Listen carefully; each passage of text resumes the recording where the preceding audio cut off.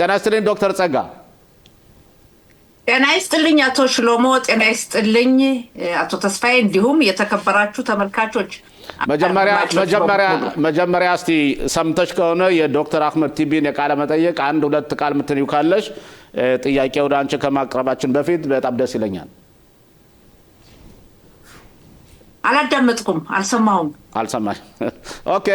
ግን የተናገረው ጥያቄ የምትደግመው ካለ እንትን ልልቻለሁ።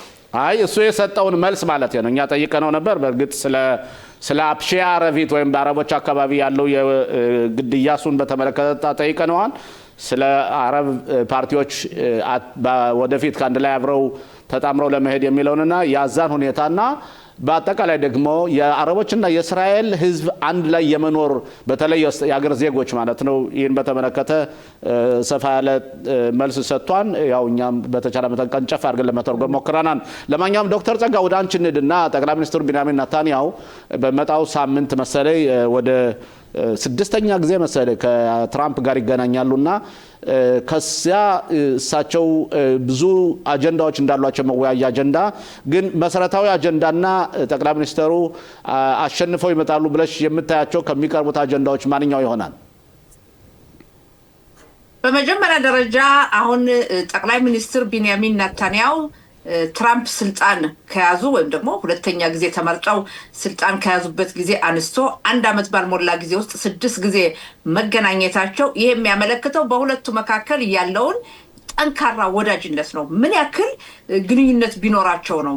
የአንድ ሀገር መሪ ከትራምፕ ለመድረስ ስንት ጊዜ ይጠብቃል እሳቸውን ለማግኘት። ጠቅላይ ሚኒስትራችን ግን በቀላሉ በየጊዜው እየተገናኙ ይወያያሉ እና የሚያመለክተው በመጀመሪያ ደረጃ የሁለቱ ወዳጅነት ነው። አቶ ሽሎሞ በአጋጣሚ በዚህ ላይ ለሰው ልጅ መቼም በማንኛውም በኩል በሰዎች መካከል ያለው መግባባት ወይም ደግሞ አለመግባባት በመሪነት ደረጃም ከፍተኛ ሚና ይጫወታል። በሁለቱ መካከል ያለው ግንኙነት በአንድ ላይ በመሆን አይተናል። ታላቁ የመካከለኛው ምስራቅን ሰላም የምትነሳውን ኢራንን በመደብደብ በኩል ያካሄዱት ተሳትፎን አይተናልና የሁለቱ ግንኙነት በጣም ጠንካራ ነው። ሁለቱ አንድ ላይ ይሰራሉ። አሁንም ቢሆን ጠቅላይ ሚኒስትራችን ሄደው ተመካክረው በተለይ የአዛን ወይም የጋዛን ጉዳይ በተመለከተ ሁለተኛውን ዙር ማለት ደረጃ በደረጃ ነው ያለው። ያን በተመለከተ በሰፊው ይነጋገሩበታል። እንዲሁም የምንጠብቀው ኢራንን በተመለከተ ቢሆን ኢራን አሁንም ቢሆን አላረፈችም። ተደብድባለች ግን አላረፈችም። ስለዚህ እያየን ነው። በሰሜኑ ክፍል ለህዝቡን ለመርዳት ጀምራለች። በአንዳንድ በኩል የምትፈጽመውን መከታተል ያስፈልጋል። ኢራንንም እንዳትነሳ እንደገና እንዳትቋቋም ቀደም ያቀደችው እንዳይሳካ የተለያዩ እርምጃ መውሰድ ያስፈልጋል። አንዱም ምጣኔ ሀብት ሳንክሽን የምንለው ወይም ማዕቀብ ሊሆን ይችላልና ጠቅላይ ሚኒስትራችን ሲመለሱ መልካም ውጤት ይዘው እንደሚመጡ ጥርጣሬ የለውም። ዶክተር ጸጋ እንደሚታወሰው ወይም እንደምንሰማው ከሆነ ማለት ነው በእርግጥ የሁለቱ መሪዎች ወዳጅነታቸውና ተቀራራቢነታቸው በጣም ግልጽ ነው። ተቀራራቢነታቸውም አንዱ ምልክት ሊሆን የሚችለው ለምሳሌ ትራምፕ ደብዳቤ ጽፈው የጠቅላይ ሚኒስትር ቢንያሚን ኔታንያሁ የክስ ሁኔታ እንዲቆምና ፕሬዝዳንቱ ይቅርታ እንዲያደርጉላቸው ሲል ልከዋን። ያ ማለት የሁለቱን ወዳጅነታቸውን የሚገልጽ ነው ከሁሉም በላይ። ምክንያቱም ጠቅላይ ሚኒስትሩ ፍርዳቸው የሚካሄደው በግል እንጂ አገሪቱን ወክለው አይደለም። ስለዚህ ሆኖም ግን ልዩነት እንዳላቸውም እየተነገረ ነው። ዶክተር ጸጋ በተለይ አዛን በተመለከተ ያላቸው አመለካከት ፕሬዝዳንቱ የኳታርና የአርዶጋን ወይም ደግሞ የቱርክ ተወካዮች በዓለም አቀፍ ወታደራዊ ሰላም ጠባቂዎች አዛ ውስጥ አብረው እንዲካተቱ ይፈልጋሉ። ጠቅላይ ሚኒስትሩ አይፈልጉም፣ የታወቀ ነው። እሳቸው እነዚህ ይህ መሆን ያለበትም ብለው ደጋግመው ተናግረዋል። ሌላው ደግሞ ባለፈው አንድ ቀንደኛውን የአዛን መሪ የኛ ወታደሮች በሚገሉበት ጊዜ እሳቸው እንደተቆጡ ይነገራል። እና ይሄ እውነት ነው ወይስ እንዴት ነው? እነዚህ ነገሮች ውስጥ ለውስጥ የመሸካከር ነገር ሊኖር ይችላል ወይም አለመግባባት? በመጀመሪያ ደረጃ ቀደም ላነሳው በሁለቱ መካከል ላለው ወዳጅነት ጓደኝነት የጠቅላይ ሚኒስትሩ ክስ ሁኔታ የፍርድ ችሎት ይቋረጥ የሚለው የትራምፕ አመለካከት እንዲሁም ጠቅላይ ሚኒስትራችንም የተስማሙበት ከግል ጥቅም ይበልጥ የሀገራችን ብሔራዊ ጥቅምን በመመልከት ነው። ብሔራዊ ጥቅምን ለመመልከት ያልኩበት ምክንያት ምንድነው? የጠቅላይ ሚኒስትራችን የፍርድ ችሎት ድሮም መጀመር ያልነበረበት ነው። አንድ ሰው ይቅርና ጠቅላይ ሚኒስትራችን ያክል የእስራኤል ጠቅላይ ሚኒስትር የሆነ ሰው ምን ያክል ከባድ ስራ እንደሆነ በዓለም ላይ ይታወቃል። ጦርነትም እያለና ይሄ ፍርድ መጀመር አልነበረበትም። ይሄ ፍርድ ችሎት ብዙ ዓመት ሊጨርስ ይችላል። በህዝቡ መካከልም መከፋፈልን አድርሷል እና ያን ለመቋቋም የሀገራችን ብሔራዊ ጥቅም በተመለከተ ነው። ሌላው ሁለተኛው ጥያቄ ያቀረብከው በሁለቱ መካከል ምንም ጓደኝነት፣ ወዳጅነት፣ መቀራረብ ቢኖርም አንዳንድ ጊዜ ደግሞ የሀሳብ ልዩነት ይኖራል ብለሃል። የሀሳብ ልዩነት መኖር አለበት። የሀሳብ ልዩነት አስፈላጊ ነው። የሀሳብ ልዩነት ከሌለ በጣም አስቸጋሪ ነው። ለምንድን ነው ይሄን ያልኩትኝ? በማንኛውም በኩል የሀሳብ ልዩነት ከሌለን ራሳችን እንኳን ይቅርና በሁለት ታላላቅ መሪዎች በእኛ መካከልም የሀሳብ ልዩነት መኖሩ አስፈላጊ ነው። የሀሳብ ልዩነት ብዙ የተለያዩ አዳዲስ ሀሳቦችን ታመጣለህ። ሌላው መዘንጋት የሌለብን አገራችን እስራኤል ራሷን የቻለች ሀገር ናት። ምንም የአሜሪካ ወዳጅ ብትሆንም ወይም አሜሪካ ከኛ ጎን ብትሰለፍም እስራኤል የራሷ ብሔራዊ ጥቅም አላት። አሜሪካም የራሷ አላት። አሜሪካ መዘንጋት የሌለብን ከኳታር ጋር ወይም ከካታር ጋር ጥሩ ግንኙነት አላት፣ ከሌሎች ከአንዳንድ የአረብ ሀገራትም እና አሜሪካም የራሷን ጥቅም ትጠብቃለች። ነገር ግን በእኛ በኩል የራሳችን ጥቅም አስቀድመን መጠበቅ አለብን። የአሜሪካ ድጋፍ እርዳታ ቢያስፈልግም የኛ ጥንካሬ ነው ዋናው መሰረቱ መነሻው እና በእኔ አመለካከት ወይም በመንግስታችን ያለው እርግጠኛ ነኝ የእስራኤል ህዝብ ማለት እችላለሁ የመንግስት ተቀናቃኝ የሆኑ የፖለቲካ ፓርቲዎችን ቢሆን የካታርና የቱርክን መሳተፍ በዚህ ዓለም አቀፋዊ ኃይል በጋዛ ወይም በአዛ የሚደግፍ የለም። ምክንያቱም እነዚህ ሁለቱ ሀገራት ለሐማስ ሽብር ፈጣሪ ድርጅት የገንዘብ እርዳታ የሰጡ፣ የሐማስ ሽብር ፈጣሪ ድርጅትን መጠለያ የሰጡ፣ የጦር ታጣቂ ክፍሉን ቱርክ ውስጥ እንዲሰለጥኑ የተደረገ ነውና ይሄ ሁሉ ወሳኝነት አለው ለህልውናችን። ይሄ ነው። አቶ ተስፋዬ ጥያቄ ካለ ለዶክተር ጸጋ። ጤና ይስጥልኝ ዶክተር ጸጋ። አዎ እኔ መጠየቅ የምፈልገው ሁለት ጥያቄዎችን አያይዤ መጠየቅ የምፈልገው አንደኛ ነገር ዛሬ የመከላከያ ሚኒስትር እስራኤል ካትዝ በነበረባቸው ዝግጅት ላይ የተናገሩት ንግግር በሰሜን ጋዛ አዳዲስ ሰፈራዎችን እንደውም የናኻል ሰፈራ ጣቢያዎችን ለመገንባት ቃል የገቡት ሁኔታዎች አለ።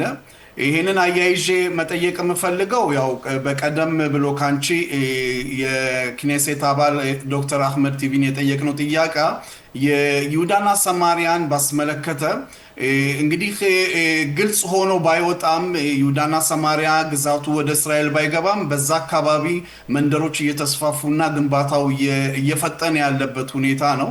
መንግስት በዚህ ጉዳይ ላይ በእውነት ትኩረት አድርጎ እየሰራ ነው። አንዳንድ ፍቃዶችንም ያወጣበት ከዚህ በፊትም የተመሰረቱ መንደሮችን ፍቃድ የሰጠበት ሁኔታ ላይ ያየ ነው። ይሄ ማለት በመንግስት በኩል በአንቺ እይታ እንግዲህ ያለሽበትም ፓርቲ የሊኩድ ፓርቲ እነዚህን ነገሮችን እያንቀሳቀሰ ነው። ምን መስሎ ይታያል? ከምርጫው በፊት ነው ይሄ ሁሉ የሚሆነው። እንዴት ነው በአንቺ እይታ ይህንን ነገሮች የምታዩ? በመጀመሪያ ደረጃ በተለይ እነዚህ አዛ ሰርጥ የነበሩ ጉሽ ካቲፍ የምንለው አካባቢ የነበሩ የይሁዳ መንደሮች የዛሬ 20 ዓመት ተለቀዋል። አሪኤል ሻሮን ጠቅላይ ሚኒስትር በነበሩበት ሰዓት ያለምንም ድርድር እስራኤል ለቃ መውጣቷ ያ ነው ለዚህ ሁሉ ችግር ያጋለጠን። በተለይ አሁን ጥቅምት 10 ለነበረው ይቅርታ በጥቅምት ለነበረው እልቂት ባለፈው 2 ዓመት ትልቁ መነሻ ያለቀን በመውጣታችን ነው። ለእስራኤል መሬት ያስፈልጋታል። የእስራኤል መሬት በጣም ጠባብ ነው። ለጸጥታዋ ዳር ድንበሯ ሰፋ ማለት አለበት። ለሰላም ተብሎ የተለቀቀ መሬት በሙሉ በጠላቶቻችን እየተያዘ ያደረሰውን እልቂት አይተናል። ያ ውሳኔ የተሳሳተን ነበር። ስለዚህ መመለስ ያስፈልጋል። እነዛም ቦታዎች የእስራኤል መንግስት ወይም የእስራኤል ህዝብ መያዝ አለበት። ሌላው ተስፋዬ ታሪክን ወደ ኋላ መለስ ስንመለከት እስራኤል ሀገር በተለይ በይሁዳም ሰማሪያም ስንሄድ የይሁዳ መንደሮች እንዲቋቋሙ እንዲስፋፉ የሚለው ከ1967 ከስድስቱ ቀን ጦርነት በኋላ ጀምሮ የነበረ ነው። ይህንን እንዲያውም መጀመሪያ በዛ ዘመን ማን ነበር በስልጣን የነበረው? ሚፍለጌት አቦዳ የሰራተኛው ፓርቲ ነው። ለምንድን ነው መንደሮች እንዲስፋፉ የሆነ? የእስራኤልን ብሔራዊ ጸጥታ ለመጠበቅ ነው። ያ ካልሆነ ዳሩ ሲለቀቅ መሀሉ ዳር እየሆነ እልቂትና ጉዳት እየደረሰ ነው። ታስቦ የነበረው ጉሽካቲፍ ሲለቀቅ ሐማስ በሰላም ይኖራል ነበር የተባለው። ያን የይሁዳውያን መንደር በሙሉ የፈራረሰው ታስታውሳላችሁ። አጽም ሁሉ ከመቃብር ወጥቶ ነው ወደ እስራኤል ክልል የገባው። ግን ይቅር ሰላም ሊመጣ በዛ ፋንታ ሐማስ ሚሳኤሎችን ነው የተኮሰው። ስንት ዓመት በሙሉ ነው በስጅሮት የሚኖሩ ሰዎች የሚሰቃዩት። ስለዚህ የመከላከያ ሚኒስትር እስራኤል ካጽ ያሉት ትክክለኛ ነው፣ ተገቢ ነው፣ መጠናከር አለ። ዶክተር አህመድ ቲቢ የሱ አቋም ከኛ የተቃወመ ወይም ደግሞ ተጻራሪ መሆኑ የታወቀ ነው። ዶክተር ጸጋ ግን አሁን አንቺ እንደዚያ በምትይበት ጊዜ ተመልሶ እንደው እውነት አሁን የእስራኤል ሀገር ማህበረሰብ ፍላጎት ኑሮት ጉሽከቲፍን እንደገና መልሶ ያቋቁማን ብለህ ታምናለህ? ምክንያቱም አሁን በተግባር እንዳየው ከሆነ ትራምፕ የ20 ነጥቦቹን ከጠቅላይ ሚኒስትር ቢንያሚን ጋር የተስማሙትን ከተባበሩት መንግስታት አቅርበው ከዛም አንዱ ነጥብ የፍልስጤም መንግስት ትቋቋማለች ነው እና የፍልስጤም መንግስት ትቋቋማለች እየተባለ ከዚያ እየተወሰነ ከየትኛው መሬት ነው የፍልስጤም መንግስት የምትቋቋመው? እና ትራምፕ እንዴት አድርጎ ነው ወይስ አሜሪካ ወይስ የአውሮፓ ሀገሮች እንዴት ነው ሊስማሙ የሚችሉ? ያዛን መሬት ወስደንኛ እንደገና ተቀምተን ከተማ ምንገነባባቸው? ዶክተር ጸጋ ይሆናል ብለሽ ታምኛለሽ? በመጀመሪያ ደረጃ ተመልከት፣ ድሮ በፊት እንኳን ሰላም ይመጣል ብለው ያሰቡ የኦስሎ ስምምነት ሁላችንም የምናስታውሰው ነው። መስከረም 13 ቀን 1993 የተፈረመው በአሜሪካ ዋና ከተማ ዋሽንግተን ዲሲ በአሜሪካው በቀድሞ ፕሬዚዳንት በክሊንተን አማካኝነት ያሲር አረፋትና ጠቅላይ ሚኒስትራችን በጊዜው ይስሐቅ ራቢን የፈረሙትኝ በከንቱ ሆኖ ቀርቷል ሰላም የተባለው። ከዛም ቀደም የገለጽኩት ከ20 ዓመት በፊት አሪኤል ሻሮን እኛ ለቀን ስንወጣ ሰላም ይመጣል ብለው ያለምንም ድርድር ነው ለቀን የወጣ ነው። ሰላም አልመጣም። ኦስሎ ዶክተር ጸጋይ በነገራችን ላይ ከዛ ለቀው አሪኤል ሻሮን የሊኩድ መሪ ነበሩ። ጠቅላይ ሚኒስትር ቢንያሚን ኔታንያሁ የገንዘብ ሚኒስተር ነበሩ እና ጠቅላይ ሚኒስትር ቢንያሚን ኔታንያሁ 4 ጊዜ እጃቸውን ድምጽ ሰጥተው በአምስተኛው ተቃውመዋል። ይሄንም ለታሪክ ማስቀመጥ ይኖርብናል። አቶ ሽሎሞ እኔ መመጣው ታሪኩን ያም ሁሉ ሆኖ ሁሉም ሰው ሰላም ይመጣል እያለ አስቦ ነበር። እርግጠኛ ነኝ አሪኤል ሻሮን ለቀው ሲወጡ ሰላም ይመጣል ብሎ አስበው ነው። ይስሐቅ ራቢን ሰላም ይመጣል ብሎ አስበው ነበር። የእስራኤል ጠቅላይ ሚኒስትሯ ሴቷ ጠቅላይ ሚኒስትር ጎልዳ ሜር ምንድነው ያሉትኝ? እኛ አረቦች የጦር መሳሪያ ከተው በሰላም እንኖራለን፣ እኛ የጦር መሳሪያችን ብንተው ግን ይገሉናል ነው ያሉት።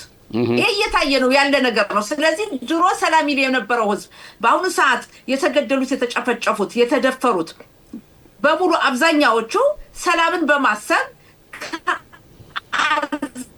ከጋዛ ፍልስጤምን አምጥተው በገዛ ገንዘባቸው በገዛ መኪናቸው ተቀብለው አሳክመው የሚመልሱ ነበር። በዛ ፋንታ ምንድነው ያጓቸው? አቃጠሏቸው፣ ገደሏቸው፣ ጨፈጨፏቸው። ቆይቋቶች ለማንደ ይቅርታ ለአድማጮች ግልጽ ለማድረግ።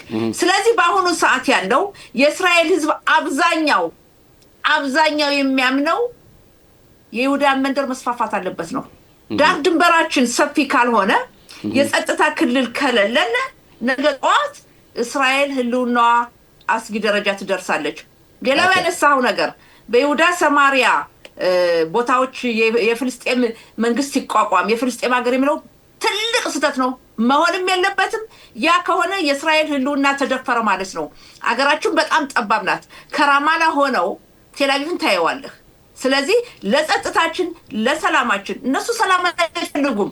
ሰላም ቢፈልጉ ችግር አልነበረም። የተሞከረው ሁሉ የሰላም ድርድር ውጤት አላስገኘም። ዶክተር ጸጋ በዚህ ላይ ስለዚህ መሆን ያለበት የራሳችን ህልውና ነው መጠበቅ ያለብን። ገባኝ። አንድ ጥያቄ ልጠይቅሽና ወደ ጋዜጠኛዊ ጥያቄ ልመጣ ነው። እንደዛ ከሆነ ይሁዳና ሰማሪያ ወደ 3 ሚሊዮን አረቦች አሉ። አዛ ወደ 2.2 ሚሊዮን አረቦች አሉ።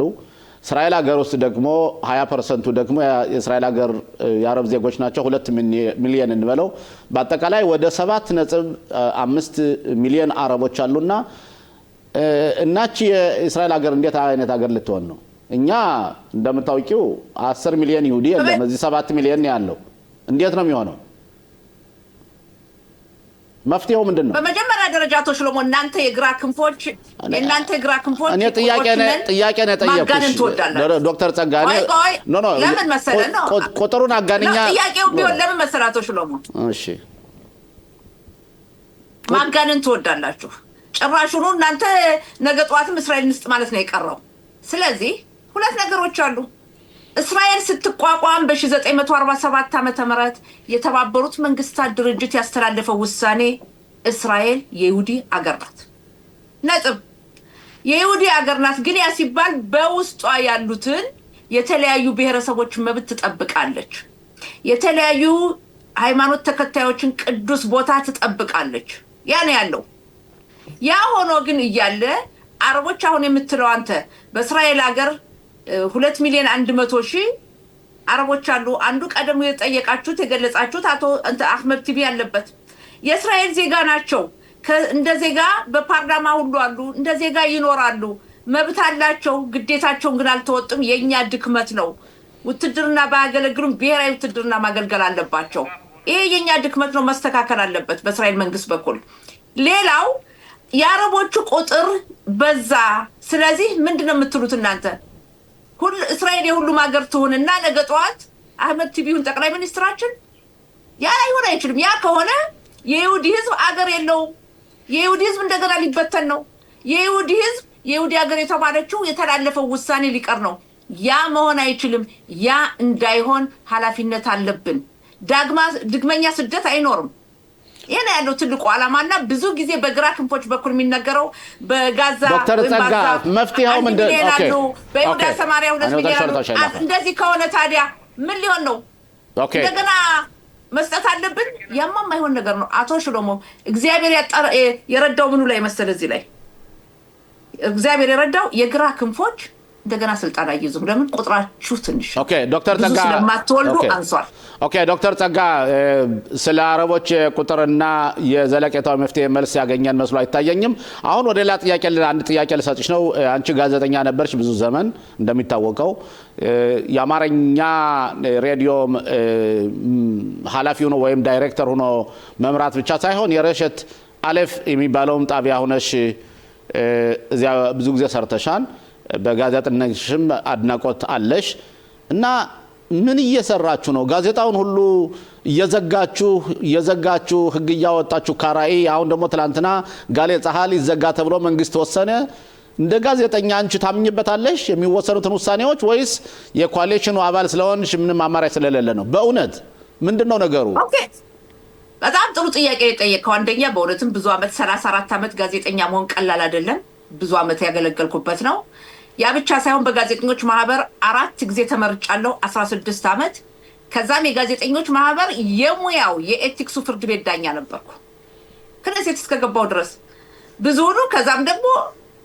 ብዙ የአካዴሚክ ትምህርቴን በዛ ዙሪያ ነው ምን አለ መሰለህ አቶ ሽሎሞ በአሁኑ ሰዓት ያለው የግራ ክንፎች ምርጫ መካሄዱን እኛ ስልጣን መያዛችን አልተዋጠላቸውም የሚፈልጉት ዲሞክራሲ የሚለው ለነሱ የሚያደላ ከሆነ ነው ዲሞክራሲ ትክክለኛ ዲሞክራሲን አይፈልጉም የነሱ ዲሞክራሲ ለነሱ የሚያመች ከሆነ ብቻ ነው ይሄ ነው ትልቁ ችግር በአሁኑ ሰዓት በእስራኤል ሀገር የቴሌቪዥን ጣቢያዎች ከካን የኻድ እስራኤል በስተቀር ሁሉም የግል ናቸው ጋዜጣ የእስራኤል ጋዜጦች በሙሉ የጽሁፉ ጋዜጣ ማለት ነው ሁሉም የግል ናቸው ሬዲዮ ከካን በስተቀር ሁሉም የግል ነው ያ ማለት እያንዳንዱ በንግድ ተፈካክሮ ነው የሚኖረው ነገር ግን ምን አለ ብዙ ጋዜጠኞችን የ34 አመት ኖሬበታለሁ አመለካከታቸው የግራ ክንፍ ነው አመለካከታቸው በሙሉ ቀኝን የሚቃወሙ ነው ስለዚህ መዝጋት ነው ስለዚህ ይዘጉ ነው ዶክተር ጸጋ አቶ ሽሎሞ ቆይ ጠብቀኝ እኔ ስለማውቀው ነው ይሄንን ማነኝ ይሄ ትልቁ ሙያዬ ነው ከማንኛውም በበለጠ ጋሌ ጸሐል የሬዲዮ የተቋቋመው ድሮ ለወታደሮች ሞራል እንዲሰጥ ሙዚቃ ቤተሰብ ጋር ሰላምታ እንዲያደርጉ ነው ቀስ በቀስ ግን ይሄ ጋዜጣ ይሄ ሬዲዮ ወደ ፖለቲካ ገባ የፖለቲካን የሚያቀርባል 30 አመት በሙሉን ያስታውሳለሁ በየአመቱ በጋዜጠኞች ማህበር ኮንፈረንስ አለና ኤላት በመናደርግበት ሰዓት ጋሌ ጸሐል ይዘጋ ነው የሚለው ነበር ሁሉ ጊዜ መዘጋት አለበት የሚለው ሲነሳ ድንገር ጋሌ ጸሐል የመከላከያ ኃይሉን የሚመድብለት ገንዘብ ጋሌይ ጻሃል ይዘጋ ያሉትን ሰዎች ብነግርህ ጋንጽ ይዘጋ ብሎ ነበር፣ አይዝንኮት ይዘጋ ብሎ ነበር፣ ኤሁድ ባራክ ራማት ካልሳለ ይዘጋ ብሎ ነበር። ሁሉም ለዘመናት ከ30 ዓመት በላይ የመዘጋት አለበት የማይል የለም። እና ታዲያ አንቺ ጋር የግራ ከፍራቸው ታያቸዋለች። ታዲያ ምን እንዴት ሊሆን ይችላል? ኖ አዳምጠኝ። ኖ መከላከያ ኃይሉ ሬዲዮ ያስፈልገው። መከላከያ ኃይሉ ሬዲዮ የሚያስፈልገው በወታደራዊ አገዛዝ ነው መሆን የለበትም። ይሄ ደግሞ የሬዲዮ ጣቢያ ፖለቲካ ውስጥ ገብቷል። ሁልጊዜ 30 ዓመት ነው የምልህ። በተለይ በአሁኑ አይተህ ከሆነ አክቱዋሊያ የምንለው ዜናቸውና ወቅታዊ ዘገባን በተመለከተ አዛ ወይም ጋዛ በሚካሄደው ጦርነት ላይ ወታደሮቻችንን ያወግዙ ነበር። ይሄ ውጊያ መሆን የለበትም። ራፊያ መግባት የለብንም። ስለዚህ ምን መሆን አለበት? አንደኛ ወታደራዊ ሬዲዮ ጣቢያ መጥፋት አለበት። የኔ አመለካከቴ ነው፣ እደግፋለሁ። ሌላው ዶክተር ጠጋ ጊዜያችን በጣም ስለሄደብን ስማኝ፣ ሁለት መንገድ አለ። ወይ ጥያቄ አለማብዛት ከጠየቀኝ ለሁሉ መልስ መስጠት አለብኝ። እኔ መጥፋት አልፈልግም፣ መልስ አልሰጥም። ሌላው በቴሌቪዥን ጣቢያዎች ስንሄድ ሁሉም የቴሌቪዥን ጣቢያ 11፣ 12፣ 13 በሙሉ ስሙ ፖለቲካ ፓርቲ ሚፍላጋ አቋቁመው ወዳደር ነው የቀራቸው። አሮጽ 24ም አሮጽ 25ም እስራኤል አየሁንም ያው ተወዳደሩ የቀይ ክንፍ ፓርቲ ይዘው እየተወዳደሩ ነው። ዶክተር ጸጋ ወደ ዘባና የተቻለ ይመስለኛል። አቶ ሽሎሞ ማነኝ ስለ መገናኛ ዘዴ ብዙንም እነግርጽልሃለሁ። ግን እነዚህ የቴሌቪዥን ጣቢያዎች እድሜ ልካቸውን የግራ ክንፍ የነሱ አመለካከት ከሌለ መግባት አትችልም። የነሱ አመለካከት ከሌለ መቀየር አለብህ። ጋዜጠኞች አቋማቸው ይቀይራሉ ወይም ደግሞ የነሱ ከሌለ ያባሩታል። ቀስ በቀስ ምን መጣ? ስለዚህ ዶክተር ጸጋ ስለዚህ እንዝጋቸው ነው ወይ ጥያቄው? ዶክተር ጸጋ እኮ ዴሞክራሲ ማለት እኮ አንቺ ላትወድ ይችላለሽ፣ እኔ ልወድ ይችላለሁ። ስለዚህ ዴሞክራሲ ማለት አንዱ የዴሞክራሲ ወላዋይነትና ህልውናው ሊቆም የሚችለው የጋዜጠኞች ነፃነት ሲኖር ነው። እና እኛም ካልደገፉ ወይም ቀኙን ካልደገፉ ይዘጉ ማለት እኮ አንቲ ዴሞክራሲ ነው። ስማኝ፣ የመገናኛ ዘዴ በዲሞክራሲ ሀገር አስፈላጊ ነው። ዲሞክራሲ ስለሆነ የሁሉንም አመለካከት ማቅረብ አለብህ፣ ያስፈልጋል። አሁን ይዘጋል ተባለም የግራ ክንፎች የሚበትኑት አልባልታ ነው። ይዘጋ አይደለም። ምን እንደሆነ ታውቃለህ? ፕሮግራሞች አሉ፣ የዜና ፕሮግራምና ሌላውን ማለያየት ወይም ደግሞ ሌሎች ተጨማሪ አቅም አለኝ አቋቁማለሁ የሚል ካለ እንዲገባ ነው። ሌላው ነገር ለምሳሌ ይሄ ቴሌቪዥን ጣቢያ ስማኝ 140 የኛ አማርኛው ቴሌቪዥን ጣቢያ ይሄን የቴሌቪዥን ጣቢያ ለማየት በሆት ኦበየስ አባሉን መክፈል አለብህ። በዚህ በሆትና በየስ 150 እና 200 ጣቢያ አለ። የምናየው ግን አንድ ነው። ለአንድ ጣቢያ መክፈል ለዚህ ለአንዱ መክፈል አለብህ እንጂ ለሁሉ ለምን ትከፍላለህ? ይሄንም ለመለወጥ ነው። የስፖርት የምትፈልገው ለስፖርት ብቻ እንድትከፍል የ140 የሚያይሰው 140 ብቻ እንዲያይ ያ ነው አላማው። ለህብረተሰቡ በሙሉ በትንሽ ገንዘብ እንዲደረስ ያለ ማድረግ ምን ማድረግ አለበት? በዓለማችን ላይ ውድድር መኖር አለበት። ገበያ ብዙ ዕቃ በየቦታው ሲሸጥ እንደሚቀንሰው ሁሉ ብዙ የቴሌቪዥን ጣቢያዎች በገበያው ሲገቡ ለተጠቃሚው ለህዝቡ ዋጋ ይቀንሳል። ያ ካልሆነ ግን የተወሰኑ ጣቢያዎች ከያዙተኝ ገንዘቡን ይጨምራሉ። ምሳሌ ልስጥህ። አንተ አሁን ለምሳሌ ብርቱካን ልትገዛ ከሆነ ብርቱካን የሚሸጥባቸው ሱቆች የሚወዳደሩ ብዙ ከሆነ በርካሽ ታገኛለህ። ዶክተር ጸጋ ከሆነ ውድ ነው። ስለዚህ ምንድነው ፍሪ ማርኬት ነፃ ገበያ አንዱ የዲሞክራሲ ሀገር መብት ነውና ይሄ ከገባነሱ ደግሞ ጥቅማቸው ስለሚቀርባቸው የሚቃወሙት ነው እንጂ ይዘጋ የሚል ነገር የለም። ዶክተር ጸጋ አብረን ስለቆየነው ሰዓት በጣም አመሰግናለሁ። በእርግጠኝነት በሚቀጥለው ጊዜ እናገኝሻለን። ሁልጊዜ እየመጣሽ ለምትሰጭን ማብራሪያና መግለጫ በጣም እናመሰግናለን። ደህና ዋይልኝ። ጤና ይስጥልኝ። አመሰግናለሁ። ለአንተም ለአቶ ተስፋዬም እንዲሁም ለአድማጮች ለተመልካቾች